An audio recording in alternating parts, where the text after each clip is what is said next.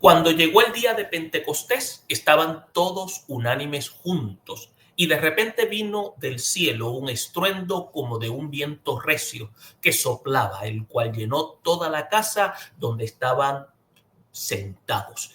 Y se les aparecieron lenguas repartidas como de fuego, asentándose sobre cada uno de ellos. Y fueron todos llenos del Espíritu Santo y comenzaron a hablar en otras lenguas según el Espíritu les daba que hablasen. Moraban entonces en Jerusalén judíos, varones piadosos de todas las naciones bajo el cielo.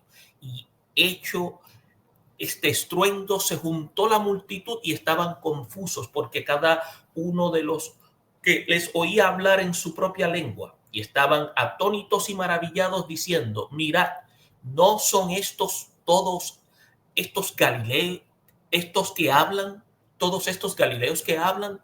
¿Cómo pues les oímos nosotros hablar cada uno a nuestra lengua en la que hemos nacido? Partos, medos, elamitas y los que habitamos en Mesopotamia, en Judea, en Capadocia, en el Ponto y en Asia, en Frigia, en Panfilia, en Egipto y en las regiones de África, y más allá de Cirene, y en romanos, aquí residentes, tanto judíos como prosélitos, cretenses y árabes. Les oímos hablar en nuestras lenguas las maravillas de Dios, y estaban todos atónitos y perplejos, diciéndose unos a otros: ¿qué quiere decir esto? Mas otros, burlándose, decían: están llenos de mostos.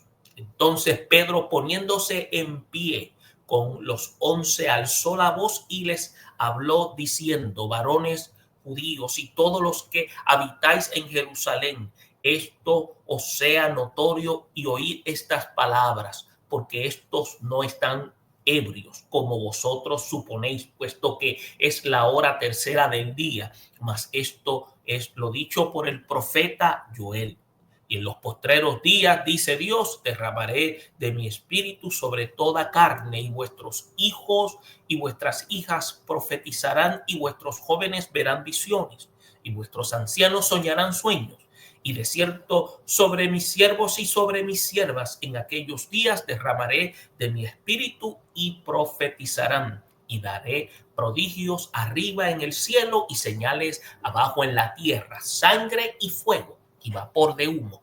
El sol se convertirá en tinieblas y la luna en sangre, antes que venga el día del Señor grande y manifiesto. Y todo aquel que invocar el nombre del Señor será salvo. Varones israelitas, oíd palabras. Jesús Nazareno, varón aprobado por Dios entre vosotros, con las maravillas y prodigios y señales que Dios hizo entre vosotros por medio de él, como vosotros mismos sabéis. A este entregado por el determinado y consejo y anticipado conocimiento de Dios, prendisteis y matasteis por manos de inicuos, crucificándole, al cual Dios levantó suelto los dolores de la muerte, por cuanto era imposible que fuese retenido por ella. Porque David dice de él: veía al Señor siempre delante de mí, porque está a mi diestra, no seré conmovido. Por lo cual mi corazón se alegró y se gozó mi lengua, y aún mi carne descansará en esperanza, porque no dejará mi alma en el Hades, ni permitirá que tu santo vea corrupción. Me hiciste conocer los caminos de la vida. Me llenarás de gozo con tu presencia. Varones hermanos, se os puede decir libremente del patriarca David, que murió y fue sepultado, y su sepulcro está con nosotros hasta el día de hoy. Pero siendo profeta y sabiendo que con juramento Dios le había jurado que de su descendencia en cuanto a la carne levantaría al Cristo para que se sentase en su trono. Viéndolo antes, habló de la resurrección de Cristo, que su alma no fue dejada en el Hades, ni su carne vio corrupción. A este Jesús resucitó Dios, de los cuales todos nosotros somos testigos. Así que exaltado por la diestra de Dios y habiendo recibido del Padre la promesa del Espíritu Santo, ha derramado esto que vosotros veis y oís. Porque David no subió a los cielos, pero él mismo dice, dijo el Señor, dijo a mi Señor, siéntate a mi diestra hasta que ponga a tus enemigos por estrado de tus pies.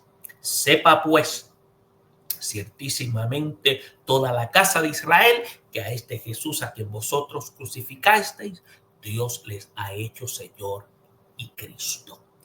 Al oír esto, se compungieron de corazón y dijeron a Pedro y a los apóstoles, varones hermanos, ¿qué haremos? Pedro les dijo, arrepentíos y bautícese cada uno en el nombre de Jesucristo para perdón de pecados y recibiréis el don del Espíritu Santo. Porque para vosotros es la promesa y para vuestros hijos y para todos los que están lejos, para cuanto el Señor nuestro Dios llamare. Y con otras muchas palabras testificaba y les exhortaba diciendo, sed salvos de esta perversa generación. Así que los que recibieron la palabra fueron bautizados y se añadieron aquel día como 3,000 personas y perseveraban en la doctrina de los apóstoles, en la comunión unos con otros, en el partimiento del pan y las oraciones. Y sobrevino temor a toda persona y muchas maravillas y señales eran hechas por los apóstoles. Todos los que habían creído estaban juntos y tenían en común todas las cosas y vendían sus propiedades y sus bienes y las repartían a todos según las necesidades de cada uno. Y perseverando unánime cada día en el templo y partiendo el pan en las casas, comían juntos con alegría y sencillez de corazón, alabando a Dios y teniendo favor con todo el pueblo, y el Señor añadía cada día a la iglesia los que habían de ser salvos. Bendiciones, hermanos, le damos gracias al Señor y aquí en esta ocasión entramos en el capítulo 2 del libro de los Hechos. Y vamos a tocar una parte importantísima del mismo, porque en esta ocasión vamos a ver cómo la iglesia recibe poder. Pero cuando decimos la iglesia recibe poder, vamos a ver cómo un pequeño número de discípulos había recibido lo que llamamos la comisión de llevar el evangelio por todas partes del mundo. Y entiéndase mundo en esta ocasión en el contexto de ese tiempo. Se refería ahí en el imperio. Y visto desde la perspectiva humana, era la tarea que aparentemente resultaba imposible dentro de sus condiciones en ese periodo antiguo. Si la comisión se hubiera limitado simplemente al área de Judea, la proporción posiblemente de los creyentes en esa relación con los no creyentes hubiera sido una posiblemente para unas 30,000, pero agregando a los no creyentes, entiéndase a los gentiles, la población prácticamente hubiese sido limitada, pero la responsabilidad de cada cristiano se veía multiplicada. Por lo tanto, el cumplimiento de la gran tarea era humanamente imposible. Por lo tanto, el Espíritu Santo llega a ejercer su trabajo para que pudieran entender lo que Jesús le había dicho desde el momento en que Él estaba con ellos, lo que ellos iban a realizar y aquello que en una ocasión le había indicado, iban a hacer cosas mayores. Por eso es que han surgido lo que se llaman preguntas en cuanto al significado de la dádiva del Espíritu Santo en ese día de Pentecostés. Por eso es que el autor Lucas había indicado anteriormente que el Espíritu Santo estuvo presente en relación al nacimiento de Jesús, pero también describió el regalo del Espíritu a Jesús cuando fue ungido en su bautismo. También Lucas daba lo que se llama por sentado que la obra de los 70 fue realizada mediante el poder del Espíritu Santo. Por eso es que la gran comisión tiene su inicio ya en el capítulo 10. Y usted puede verlo desde el versículo 17 al 24 del Evangelio de Lucas. Por eso es que el poder para la victoria en el establecimiento del reino de Dios sobre la tierra fue dado a través del Espíritu Santo. Ahora, ya Jesús estaba dando esas directrices. Por eso es que podemos también ver a través de Juan que Jesús enseñó que el hombre no entra en el reino hasta que es nacido del Espíritu, como dice el capítulo 3 de Juan, versículo 5. Por eso es que también el evangelista Juan indica también que Jesús dio el Espíritu Santo a los discípulos antes de su ascensión. Por eso es que vamos a notar cómo los pasajes hacen lo que sucede en el día de Pentecostés, sea entonces estas tareas para que puedan ser comprendidas, porque sin la función del Espíritu Santo era sumamente imposible alcanzar las almas para el reino. Y es importante entender la relación que entiende entre el reino y la iglesia. La iglesia es la que entonces hace ese trabajo de reclutamiento con el respaldo del Espíritu Santo. Entonces, tenemos que ver que podría haber una confusión para comprender los conceptos, si pudiéramos llamarlo así, del reino de Dios y la iglesia. Y de acuerdo a los libros sinópticos, Jesús usó principalmente el concepto del reino, usando el de la iglesia solo en dos ocasiones. Por reino dio a entender, escuche bien, que el pueblo de Dios era el que se había sometido al control de Dios y eran siervos leales de su rey. Entienda bien ese concepto. Ahora bien, la iglesia, la que está compuesta de aquellos que han nacido al reino. Cuando el pueblo de Dios se reúne para adorarle, para servirle, ellos son los que se conocen como la asamblea. Por eso es que cuando usted busca en los manuscritos antiguos que aparecen en términos griegos, lo que aparece es el término eclesia, que es lo que se traduce más bien como asamblea. Por eso es que los mismos ciudadanos del reino son lo que se llaman esa asamblea, la iglesia. Aun cuando estaban dispersos haciendo la obra del reino de Dios, esa asamblea o esa iglesia asume esa estructura. Entonces, la parte de organización es esa parte para llevar a cabo esa obra o esa tarea. Por otra parte, cuando decimos eso es lo que están trayendo a otras personas porque están reclutando para incluirlos al reino. Entonces, también ellos están enseñándoles a cómo vivir como ciudadanos de ese reino. Por otra parte, también tenemos que entender el concepto de el Espíritu Santo en el Antiguo Testamento.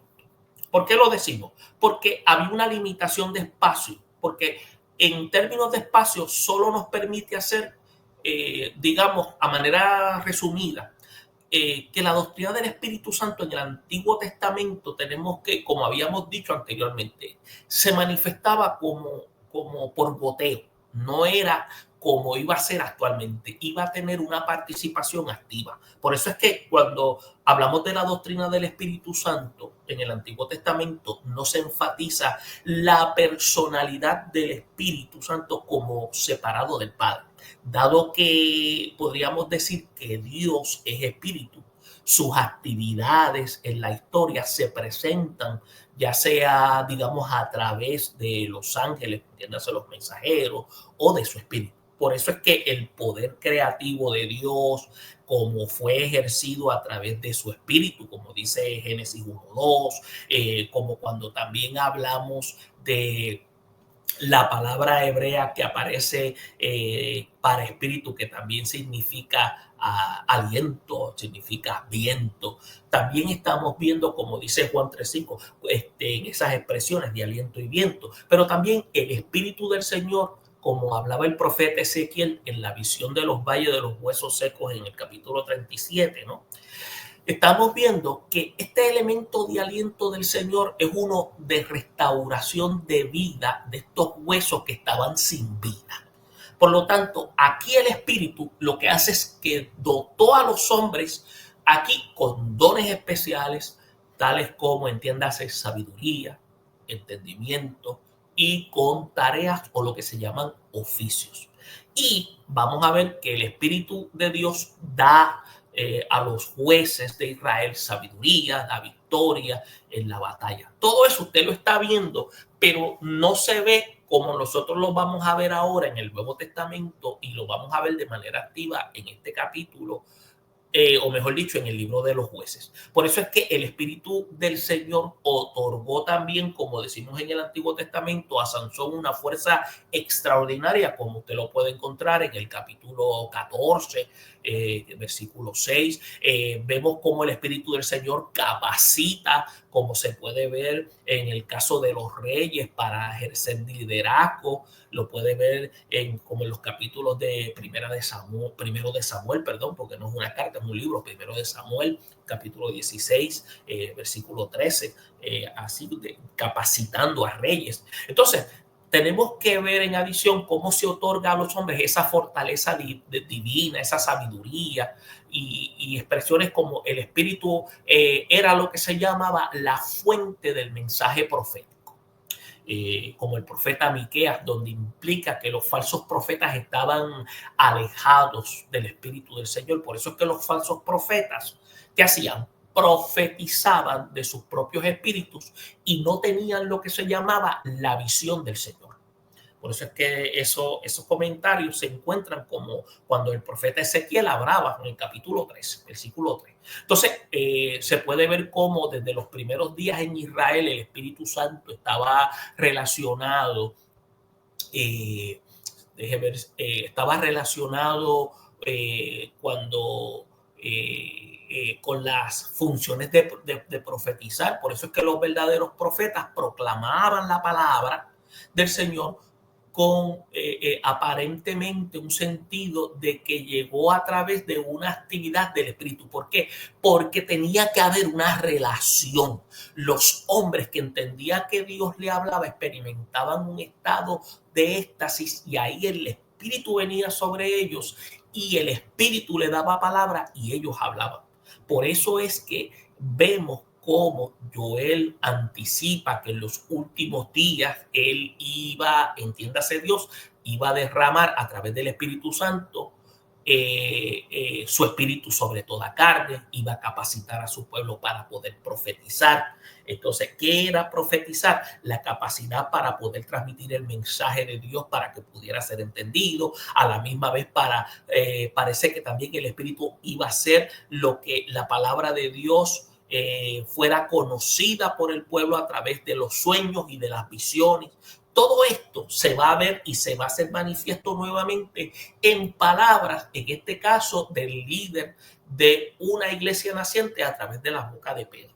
Entonces, el concepto del papel del Espíritu Santo en la actividad de la profecía es establecido y usted lo puede ver en una carta que escribe el apóstol Pedro, especialmente en su segunda carta. Búsquenlo en el capítulo 1 del versículo 21, cuando él comienza a dirigirse de esta manera. Y también puede ver esa profecía exacta, donde no se origina en la voluntad o en la mente de los hombres, sino en la que el Espíritu Santo produce inspirándolos para que ellos hablen. Por eso es importante que entendamos por qué el Espíritu Santo juega una función fundamental, porque Él es el que dirige, porque eso es la función, guiar, es la función de dirigir, es como una especie de GPS, es el que va a canalizar en dónde cada uno debe dirigirse exactamente, es el que va a aclarar, es el que va a revelar pecado. Por eso es que la palabra de Dios, ¿qué hace? Se materializa. Es lo que va a hacer que cada área, que haga falta la palabra de Dios para transformar, se va a hacer patente a través de los instrumentos que Dios ha puesto a través de la iglesia. Por eso es que el concepto de materializarse se ve, mire, desde la creación, cuando Dios habló y sucedió todos los eventos ordenados, cuando los profetas hablaron la palabra de Dios, todo eso tenía la seguridad de que todo iba a llevarse a cabo porque el Espíritu Santo es, como habíamos señalado en una ocasión, era el project manager de todo el proceso. Entonces, el Espíritu no solo revelaba la palabra, sino que hacía realidad lo que se predecía. ¿Por qué? Porque esa es su función. También tenemos que entender que dado a que el Espíritu era lo que se llama el instrumento en la palabra del Señor, no podía haber lo que se llama verdadera profecía revelada divinamente sin la actividad del Espíritu Santo. ¿Por qué? Porque Él es el que se encarga de que fluya de acuerdo a lo que Dios ha querido indicar. Por eso es que los rabinos creían que la ley de Moisés contenía lo que se llamaba la revelación completa de Dios. Por lo tanto, el Espíritu ya no actuaba en la profecía después de 400 años antes de Jesucristo. Por eso es que ese momento de silencio, al aparecer luego hombres como Juan el Bautista proclamando estas funciones, hubo un despertar. Por eso es que la voz de la profecía, al estar en silencio y en la aparición de Juan el Bautista, ocurre algo extraordinario. ¿Qué pasa? El poder de Dios en relación con la existencia física de la creación, la dádiva de vida, surge lo que se llama un despertar. Dios comienza a capacitar, Dios comienza a traer una voz de esperanza en un momento de crisis, en un momento donde había una situación bastante seria en Judea. Otro aspecto importante que hay, lo que señalamos, donde las funciones del Espíritu Santo son importantes. ¿Por qué? Porque el Espíritu Santo capacita a líderes políticos dentro de Judea para hacer los actos para su tarea. Entiéndase, cuando digo Judea, quise decir Israel, corrijo. También el Espíritu Santo capacita, en este caso, a profetas para que pudieran hablar en el nombre del Señor. Por eso es que hay una expresión en el Antiguo Testamento que ellos utilizaban diciendo, así dice el Señor. Por eso es que la relación del Espíritu con el nacimiento y el bautismo de Jesús está lo que se llama íntimamente vinculado o unido con las primeras funciones en el Antiguo Testamento. Jesús recibe un cuerpo humano. Él come como todos los seres humanos. ¿Por qué? Porque Él lo que hace es que participa en el mundo de los seres humanos como resultado de la acción del Espíritu para ejercer una función de redención. Fue ungido como un líder o Mesías escogido de Dios por medio del Espíritu Santo. Y para que los discípulos fueran capaces de llevar adelante el ministerio de Él, debían también recibir esa plenitud del Espíritu Santo. Por lo tanto, el mismo Dios en la persona de Cristo da un ejemplo despojándose de su gloria, conviviendo con los humanos, en este caso con un grupo en específico, capacitándolos, discipulándolos y empoderándolos con el Espíritu Santo para una función de reclutamiento que es proclamación. Por eso es que las instrucciones que Jesús dio, entiéndase, a sus discípulos, era para que proclamaran. Por eso es que continuaron en Jerusalén hasta que hubiesen recibido la promesa, como se había dicho en el capítulo 1 de Hechos, versículo 4, la cual estaba relacionada con el bautismo del Espíritu Santo, como había mencionado ya Juan anteriormente y como Hechos 1:5. Esa promesa del Padre o el bautismo en el Espíritu Santo que decía que no muchos días, o sea, que estaba a punto de ocurrir después de la ascensión. Y algunos creen que aparentemente 10 días después del día de Pentecostés. Ahora, luego de la lectura que se ha hecho, si usted se da cuenta y va al pasaje y me permiten, voy a tratar de conectarme con el contenido. Eh, si usted se da cuenta, déjenme ver cómo puedo hacer aquí la conexión para poder conectar. Ajá. Voy a tratar entonces de hacer un ajuste aquí bien y poderme bien. Trabajando aquí con los pasajes, si usted se da cuenta, hay algo sumamente interesante. ¿Y qué es lo interesante aquí? Cuando trabajamos los versículos 1 al 4, usted va a notar lo siguiente. Fíjese, los discípulos perciben la venida del Espíritu Santo a través, fíjese, de los sentidos, de la vista, el oído. Entonces, ellos escuchan el ruido como un viento que sopla.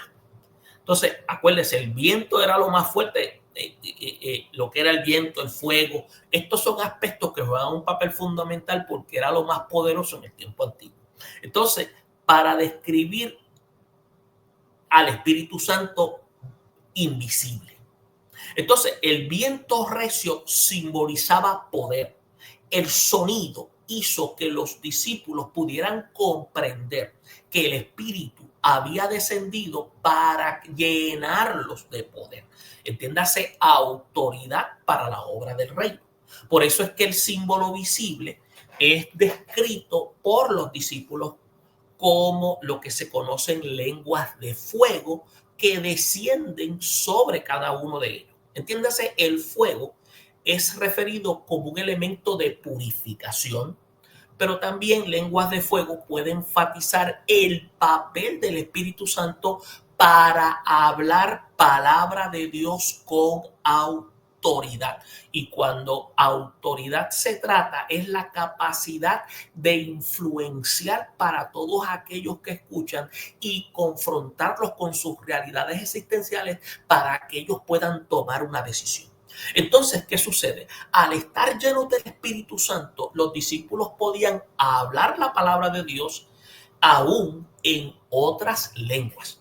Entonces, escuche bien, otras lenguas. Ellos no iban a estar balbuceando, iban a estar hablando otros dialectos que se hablaban en ese tiempo. Por eso es que a la venida del Espíritu Santo en el día de Pentecostés es el cumplimiento de la promesa del Padre y es la predicción de Juan de que Jesús iba a bautizar a sus discípulos con el Espíritu Santo. ¿Se acuerdan que Juan el Bautista había indicado que él iba a bautizar en agua, pero el que venía después de él iba a bautizar en Espíritu Santo y fuego? Esa autoridad de Espíritu Santo era con autoridad para predicar y para juicio. Eso es la indicación del mensaje del Señor. Por eso es que cuando usted va a los versículos de 5 al 13 de este capítulo 2, usted puede notar que durante las festividades de Pentecostés, esto estaba colmada de judíos y prosélitos, entiéndase, prosélitos gentiles que habían adoptado la adoración judía y se habían sometido a los ritos judíos. Ahora, el ruido que produjo la venida del Espíritu Santo a las multitudes, esto tiene que haber sido algo espectacular. No se puede decir con precisión si el milagro ocurrió en el hablar o en el oír. Ahora, los discípulos galileos estaban relatando los eventos de la resurrección y los peregrinos. Acuérdense que esta fiesta de Pentecostés, todas las fiestas judías constituyen ser fiestas donde tiene que haber un peregrinar porque todas se conducen hacia Jerusalén. Entonces, ¿qué sucede? Como habíamos dicho, los discípulos estaban relatando estos eventos de la resurrección, todos estos eventos porque fueron de impacto. Todos aquellos procedentes de diferentes zonas del imperio entendieron el mensaje en su propio idioma porque el Espíritu Santo se encargó de que esa palabra llegara. Según los que estudian este evento asombroso, maravilloso, no han logrado ponerse de acuerdo en cuanto a la naturaleza del milagro, porque algunos piensan que el fenómeno de Pentecostés fue lo que se llama el testimonio de los discípulos en idiomas extranjeros. Otros piensan que los que ridiculizaron a los discípulos y les acusaron de estar borrachos pueden haber basado sus acusaciones en el relato increíble de la resurrección de Jesús, más bien que en el lenguaje intangible de que hablaban. Cuando dicen los ebrios son capaces de relatar cuentos increíbles, porque había también ese era el comentario, también los ebrios hablan con libertad de temas que pueden causar problemas. Pero también estaba la expresión de el lenguaje de los discípulos era intangible, pero su mensaje y valor fueron increíbles. Pero también tenemos que ver que las personas que son cuerdas no hubieran actuado de manera tan insensata. Por lo tanto, juzgaron que estaban borrachos. Pero hay algo interesante. Hay una expresión donde dice, no son estos galileos. Los galileos tenían problemas guturales. Por lo tanto, cuando dice esto, era que tenían problemas de pronunciación y cuando comenzaron a hablar otras lenguas, entiéndase los dialectos, estaban hablando con precisión. Y es posible que aquí, en este grupo de estos 120, fueron llenos con el Espíritu Santo, se hayan dispersado entre la multitud y hayan comenzado a dar testimonio en cuanto a lo que estaba ocurriendo y comenzaron a hablar y comenzaron a manifestarse en estos dialectos y a proclamar lo que había ocurrido de tanto la resurrección como la venida del reino. Eso es lo que los escolásticos creen que se haya proclamado a través de este mensaje que le haya dado el Espíritu Santo. Ahora, otros intérpretes tropiezan con el problema de la naturaleza del milagro de los llamados don de lenguas y pierden el mensaje. Por eso es que el mensaje principal es que el Espíritu Santo de Dios fue que prometió que el Padre los iba a capacitar para testificar a la gente de diversas naciones del mundo. Ese es el punto. Y cuando usted analiza, la gran comisión fue cumplida el día de Pentecostés. Por eso es que la iglesia fue llena con el poder del Espíritu Santo y las fuerzas de Satanás no pudieron lo que se llama impedir la extensión del testimonio y el crecimiento sobre el reino de Dios en la tierra y el cumplimiento de la gran comisión mediante unos pocos que fue posible debido al poder de Dios. Es para que ustedes vean, no estaban borrachos, no estaban hablando incoherencias y estaban hablando de tal manera que los que recibieron pudieron entender que el mensaje que estaban hablando era uno directamente que venía de parte de Dios. Por eso es que viene en el versículo 14 al 36 como Pedro, ya no como discípulo, graduado ahora como enviado, con el título de apóstol. Y esto ahora aclara que ya las vacantes de apóstol se llenaron.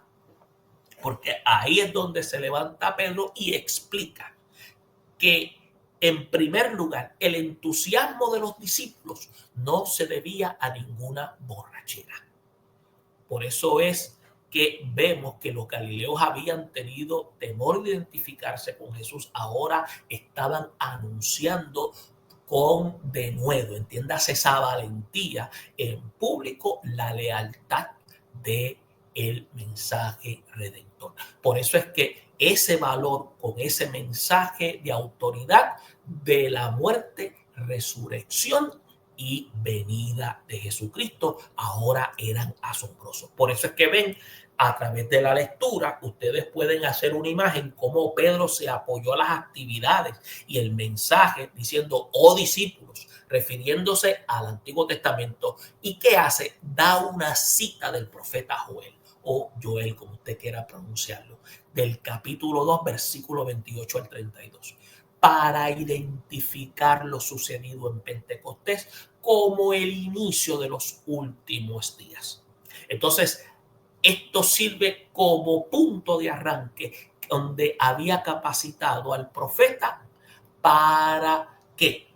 Para dar inicio de lo que se había señalado en el Antiguo Testamento para ver visiones, proclamar la palabra de Dios, y ahora se estaba derramando sobre toda carne, iniciando en la vida de los apóstoles para luego manifestarse en todos aquellos que creyeran en el mensaje de salvación.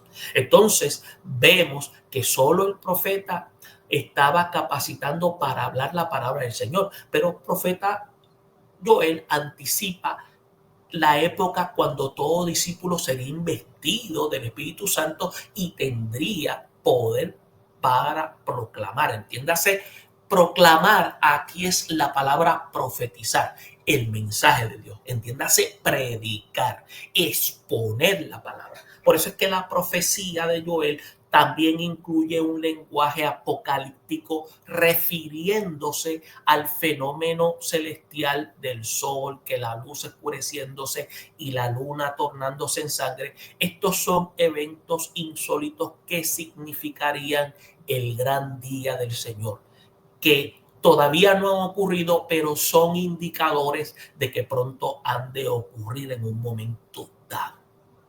Entonces, el día del Señor se refería originalmente a las bendiciones de Dios y la liberación de su pueblo del enemigo. Por lo tanto, también hay que ver que el profeta Amós también había advertido que el día del Señor iba a ser un día de juicio, pero no contra los enemigos de Israel. Por lo tanto, el pecado de Israel iba a traer la ira de Dios en aquel día en vez de sus bendiciones. Y eso usted lo puede encontrar en el capítulo 5, versículo 18 de Amós. Por eso es que en los días del profeta Joel, la ira de Dios se expresa en plagas de langosta, en el medio usado por Dios para expresar ese juicio, lo usa a través de este profeta. Ahora, la gente tenía que arrepentirse y, entiéndase, era tornarse a Dios.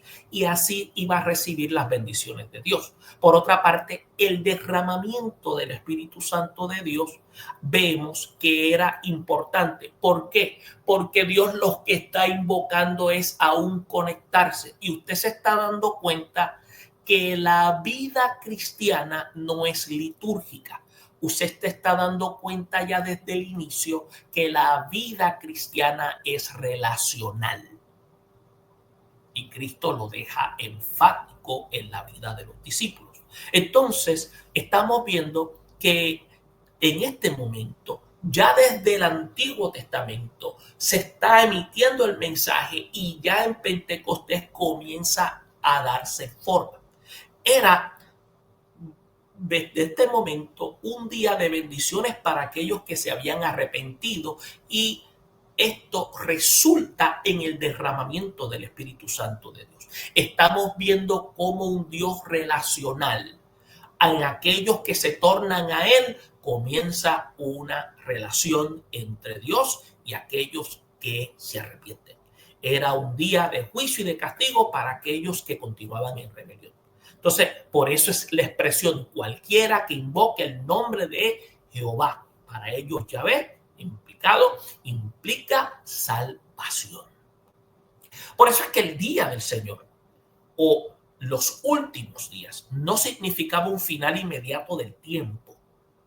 Es un referido al último periodo de la obra de Dios en la historia. Esto es un periodo que podía durar muchos años, un tiempo en el que el reino de Satanás está siendo destrozado por el reino de Dios, y entiéndase también, la mayor arma para esa victoria viene siendo la cruz. La cruz está todavía destrozando las artimañas de Satanás, y la iglesia viene siendo esa fuerza a través de la proclamación. Por eso es que la predicación de la cruz y la resurrección de Cristo mediante esa predicación es la estrategia usada para la victoria.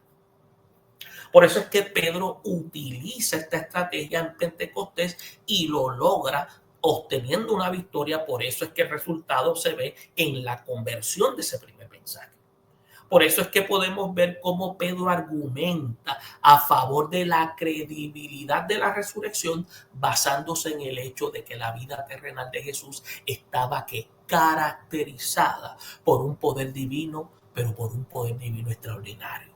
Ya en el versículo 22 al 24. Por eso es que los milagros eran señales de que Dios había realizado a través que Dios había hecho en él. Por eso es que los mismos daban lo que se llama evidencia de que Dios estaba con él y aprobaba sus señales y sus enseñanzas, perdón, y ministerio, porque dice que el Espíritu Santo estaba sobre quién, sobre Jesús. Por eso es que los judíos no habían aprobado sus pretensiones y lo habían llevado a la muerte, dado que Dios levantó a Jesús y era evidente que Dios lo aprobaba. Por eso los judíos que se opusieron a Jesús se estaban oponiendo ante Dios. Por eso es que lo describe la Escritura como la palabra inicuos. Ellos se convirtieron en un tropezadero para el ministerio de Cristo. Por otra parte, había otro argumento. El argumento que presenta también Pedro era para apoyar la resurrección de Jesús. Y él se basa en el Salmo 16. Y creo que él utiliza de ese Salmo 16 los versículos 8 al 11, donde Pedro usó el argumento de que en este Salmo no se podía haber referido a David, dado a que el cuerpo de David ya había comenzado a descomponerse después de que fue enterrado. ¿Se da cuenta? Por eso es que la presencia de la tumba de David indicaba que su cuerpo continuaba en el sepulcro y su alma estaba en el Hades, según la mentalidad de ellos. Entiéndase, el Hades es el reino de lo invisible. Entonces Pedro lo que hace es que está afirmando que David hablaba en el Salmo en una manera profética, refiriéndose a su descendiente, Mesías.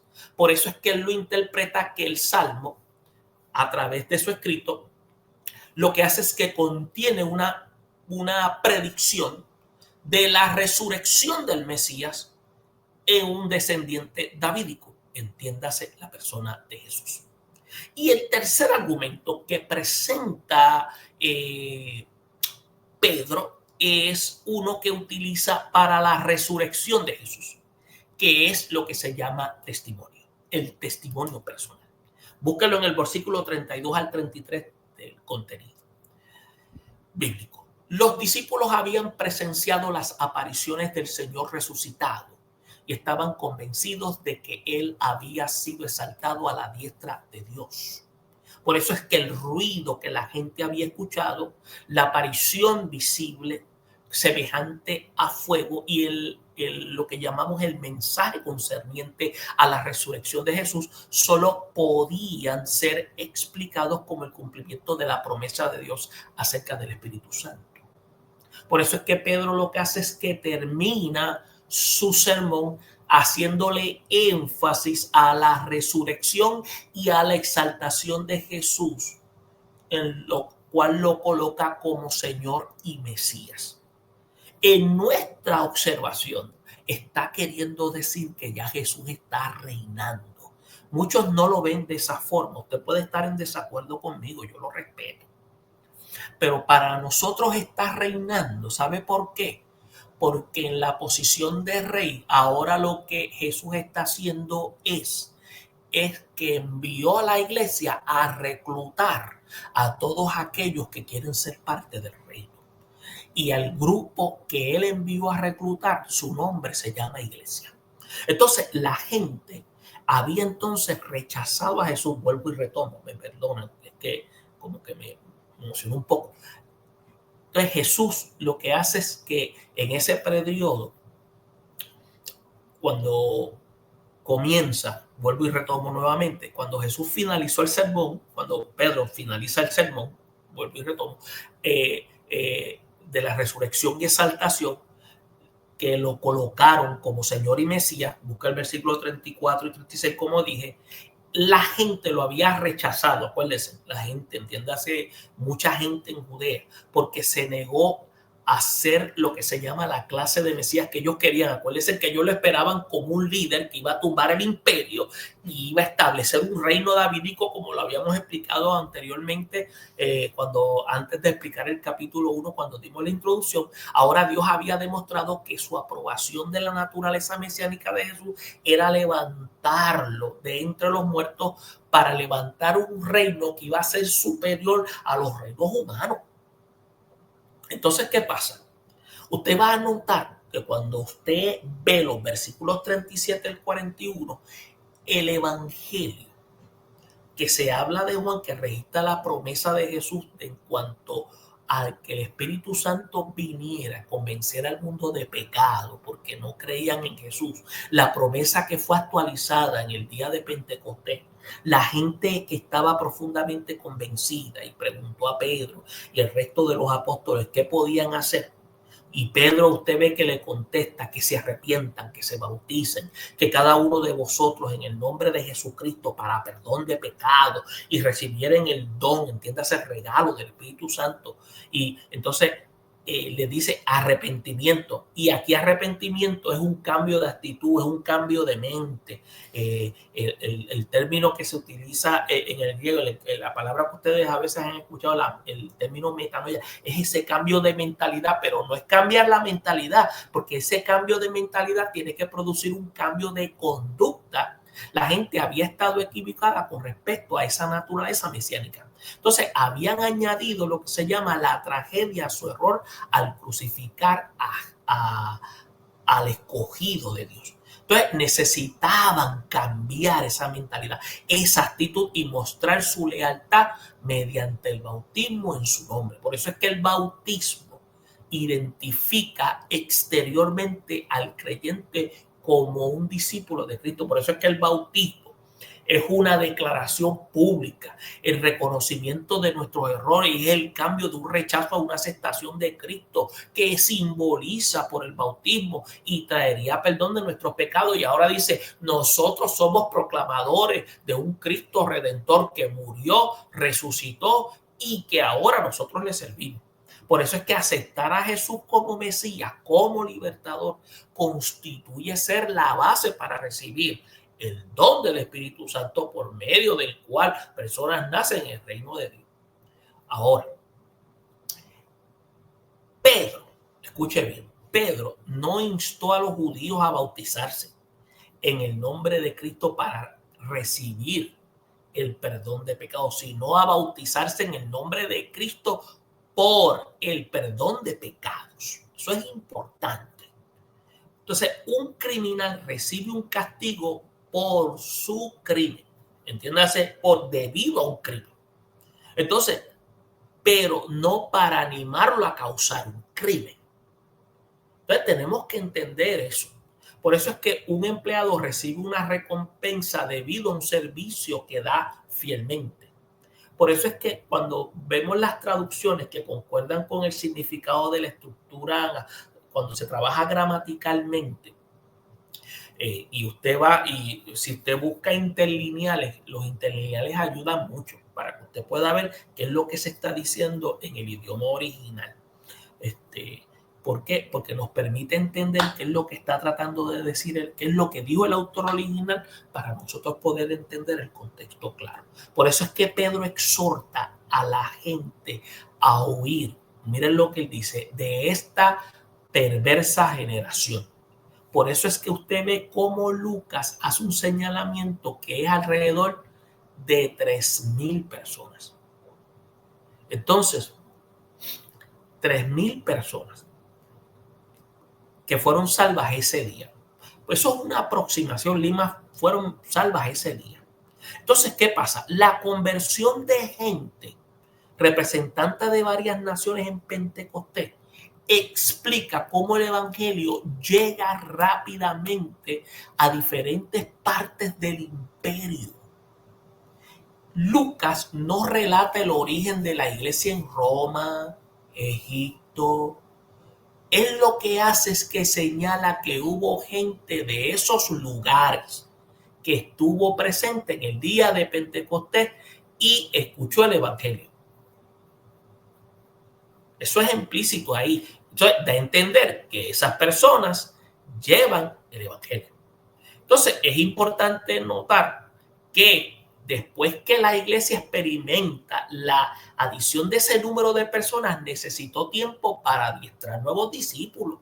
No se sabe con exactitud el número de nuevos convertidos que continuaron en Jerusalén, compartiendo la comunión de los apóstoles, pero se puede usted puede entonces ahí, tiene que analizar, buscar más información. Aparentemente quedaron en tiempo suficiente como para aprender acerca de las actividades y la enseñanza de Jesús.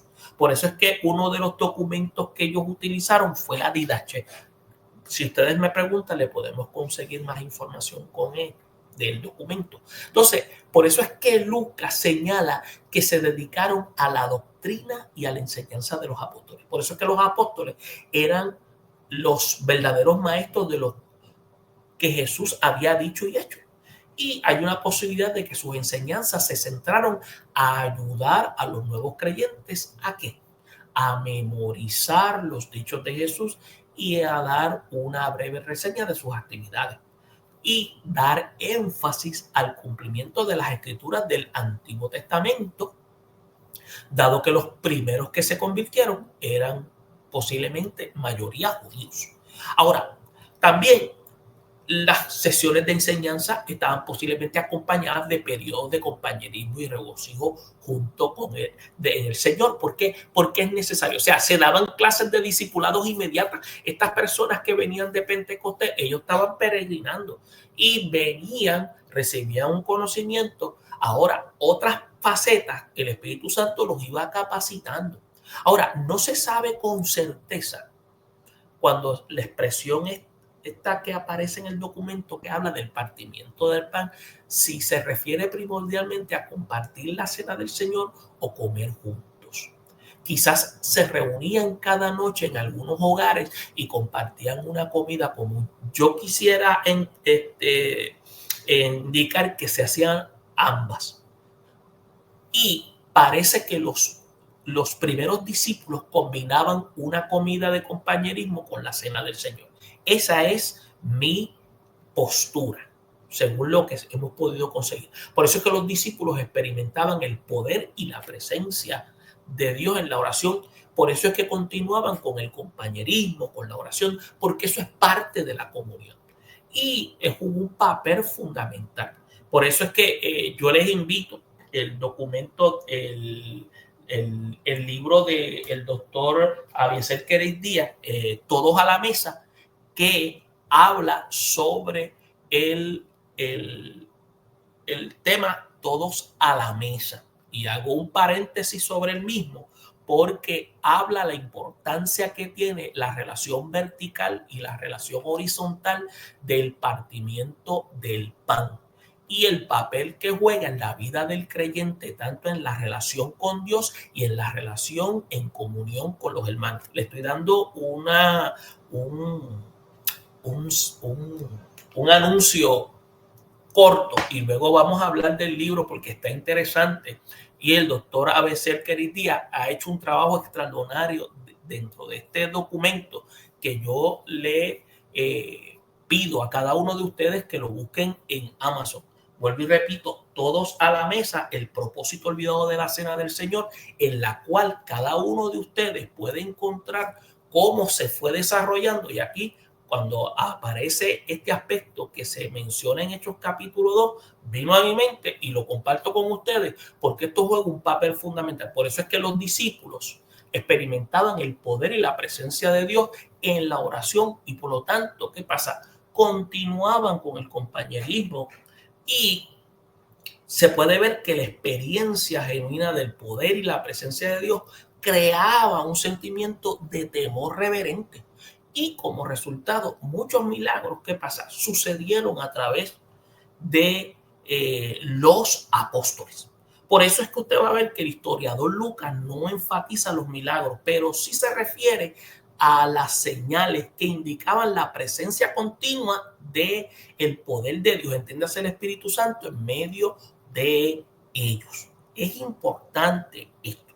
Por eso es que cuando el término la comunión, entiéndase, no los oficiales, no la organización, los edificios, es las características básicas de la nueva iglesia que está surgiendo aquí en el Nuevo Testamento. Por eso es que la definición de iglesia ha pasado por un alto elemento, por un proceso, podríamos decir prácticamente, definir la iglesia como un cuerpo de creyentes y un cuerpo de creyentes bautizados.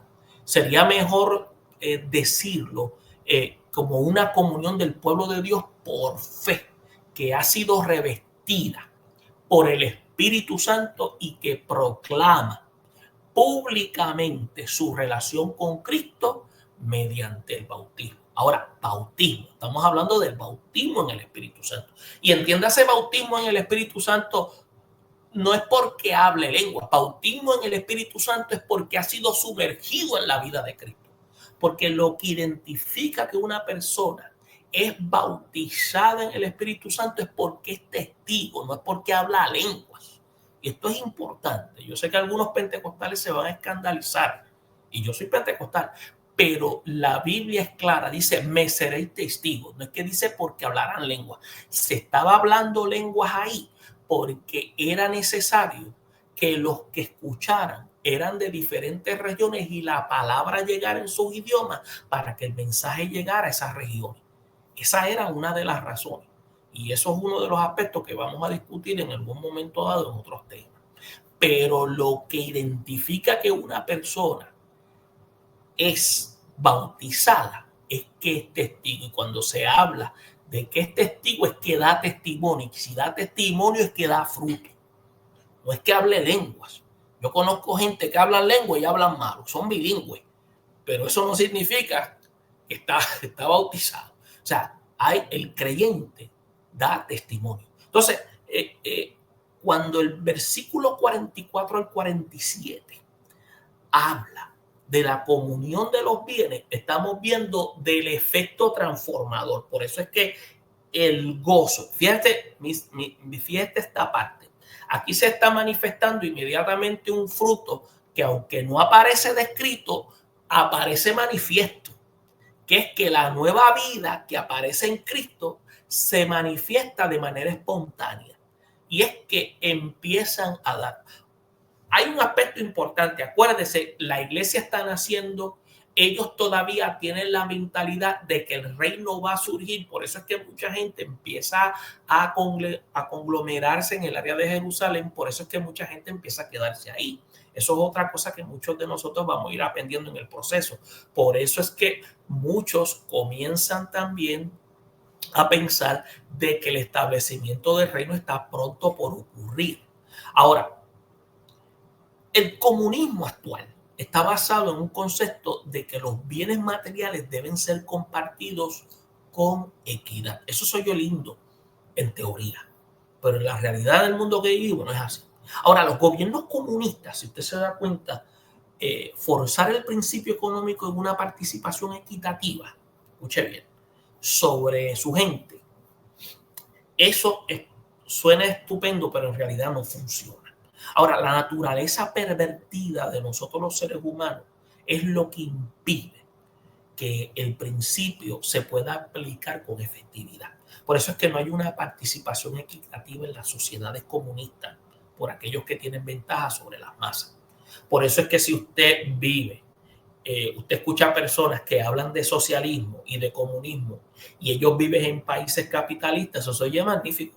Pero dígaselo a personas que hablen de socialismo y comunismo en países donde hay pobreza, obviamente no, eso no es una realidad. Por eso es que la primera comunidad que tuvo sus posesiones en común basó sus acciones ¿en qué?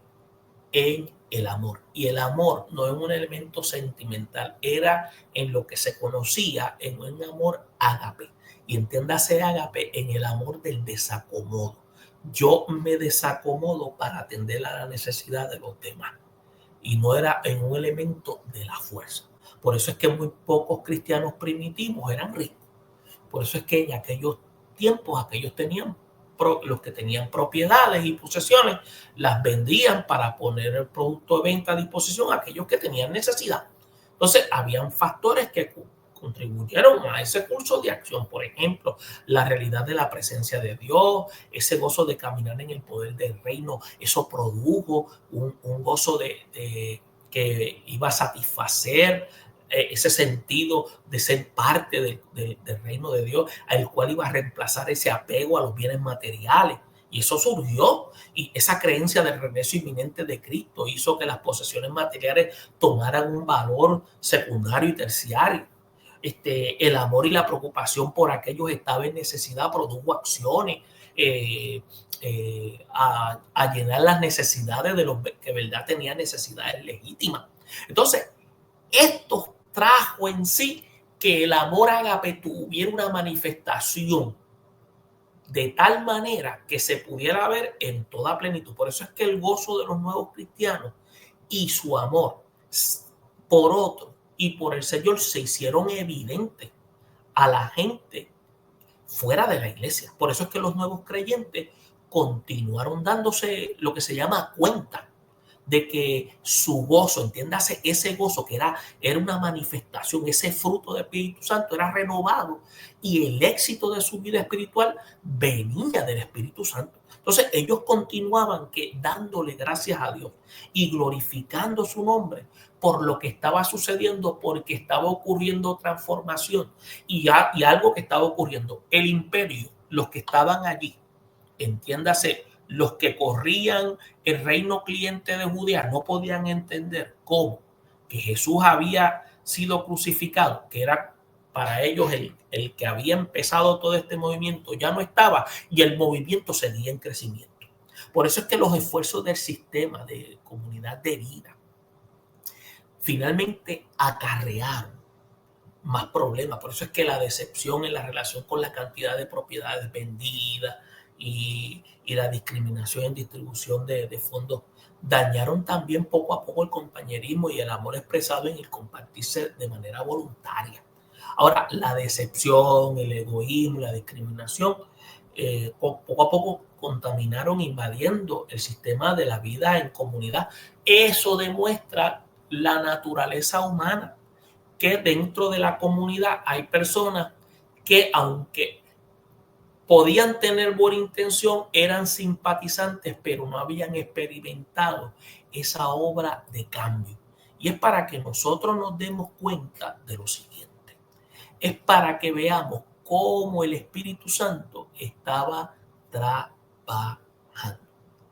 Esta sección del capítulo 2 la hemos presentado un elemento de contexto de cómo el Espíritu Santo ahora entra de una manera activa y de una manera de acción permanente en la vida de la iglesia, y cómo el Espíritu Santo es el que dirige. Y es por eso que podemos decir que son los hechos del Espíritu Santo y no los hechos de los apóstoles. Esperamos que esta información pueda ser de ayuda y que pueda motivarlo a usted a continuar explorando más el libro de los Hechos. Bendiciones a todos.